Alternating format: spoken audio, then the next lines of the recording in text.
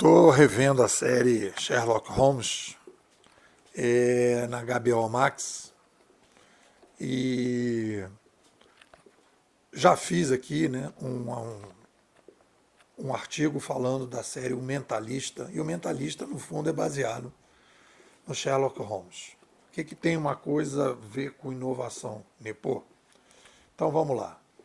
O que acontece no Mentalista, o que acontece no Sherlock Holmes e o que aconteceu também na série Mindhunter e na série Unabomber. O que todas essas séries têm em comum?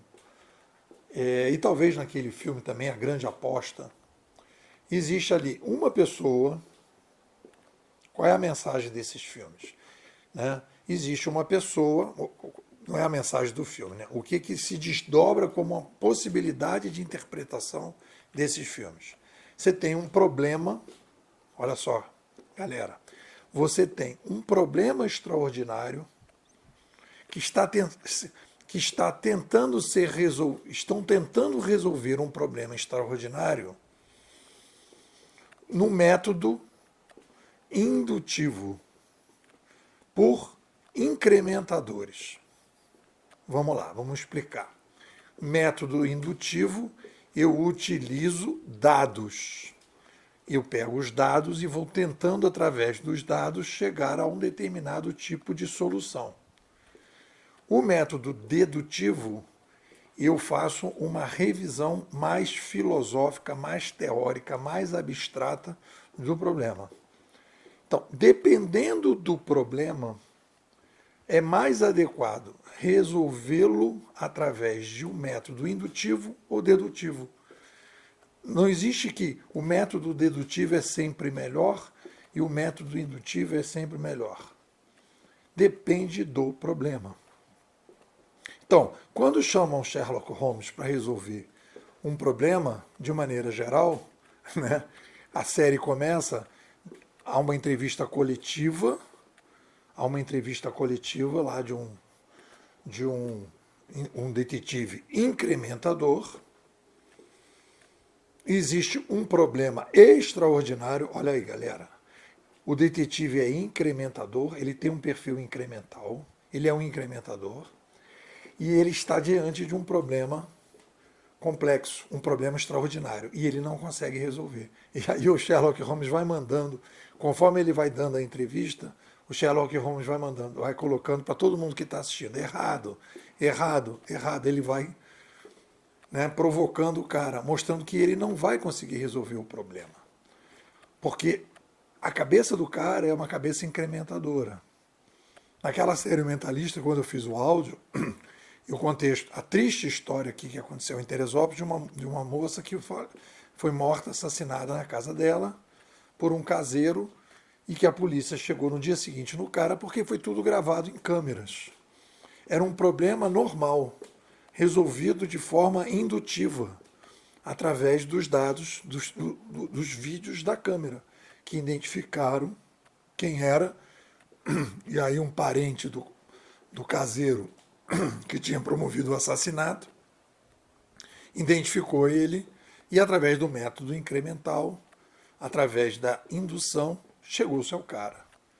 Agora, se tivesse tudo trancado, não tivesse câmera e ela tivesse tido um determinado tipo de assassinato, teria que ter uma solução mais disruptiva e teria que se chamar uma pessoa mais disruptiva que tem uma capacidade mental de trabalhar com mais abstração. É o que acontece com o Sherlock Holmes e que é o que acontece com o Jane, o Patrick Jane do Mentalista. E o mais interessante, se vocês forem ver a série, primeiro capítulo, para vocês poderem ter, está lá o Holmes, ele tem um site, e qual é a ciência que ele vai desenvolver no site dele? A ciência da dedução. Olha só que interessante.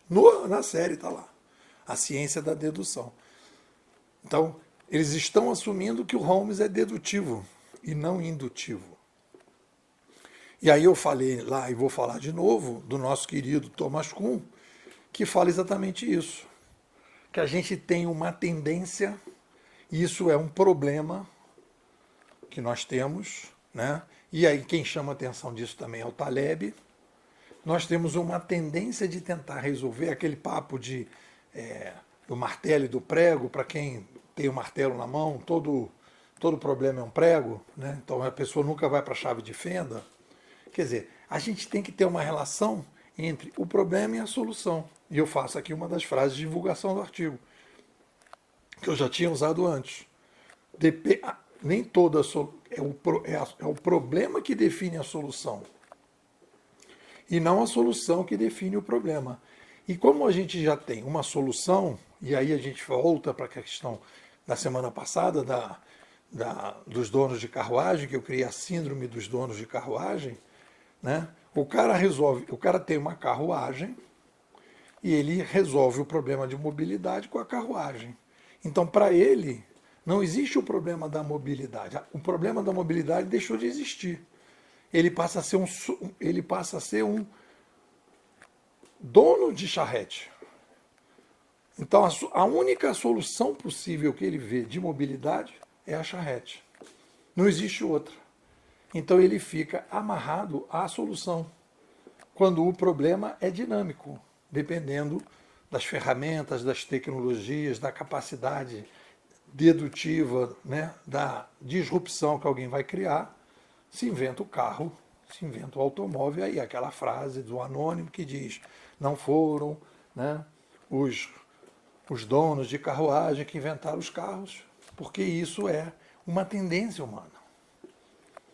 Eu tenho falado sobre isso aqui e vou repetir, né, aproveitando essa discussão, né, dizendo que as novas organizações que nós estamos criando, elas serão gerenciadoras de mentes. Elas estão tendendo a ser gerenciadoras de mentes. Elas precisam separar, né, serão aceleradoras de projetos que vão ter que separar as diferentes mentes. As mentes mega disruptoras, elas têm que ser o tempo todo criadoras de soluções de problemas extraordinários. Pessoas que vão ficar inventando o tempo todo e que elas não vão ser colocadas, incorporadas nos projetos que passaram a existir a partir daquelas viagens. E aí você então terá os disruptores, o mega disruptor fica nessa equipe mais ampla, o disruptor vai melhorando aquele projeto que vai acontecendo e os incrementadores vão tocando o projeto. E assim a gente consegue ter um outro modelo, né, de soluções dos problemas. É isso. O que vocês dizem? Se você tem um perfil inquieto, demanda de visão consistente de cenário de médio e longo prazo, gosta de lógica e não desse mimimi que está aí no mercado, tem disciplina para escutar 19 minutos de áudio todos os dias, quer mais aprender do que aparecer, a Bimodais me parece ser um espaço de aprendizado inovador que é bem a tua cara. Veja aí o depoimento de quem está por aqui e já há bastante tempo. Thomas Rock, líder de prática de consultoria em cloud. A Bimodais me deu um choque de realidade. Viviane Laporte, empreendedora. A Bimodais consegue me explicar o porquê das coisas. Tereza Rodrigues, gameóloga na prática. A Bimodais é o respaldo teórico para toda a minha prática educacional inovadora. Léo Almeida, programador sênior.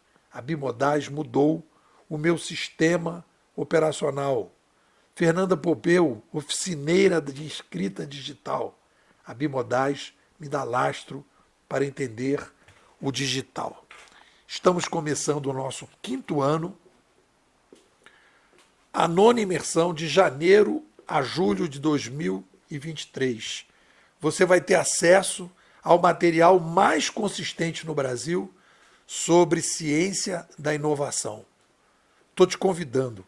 Apenas R$ 700 no Pix. Você fica com a gente durante 6 meses, aprofundando a visão de cenário, entendendo o mundo digital e a inovação. O que você me diz?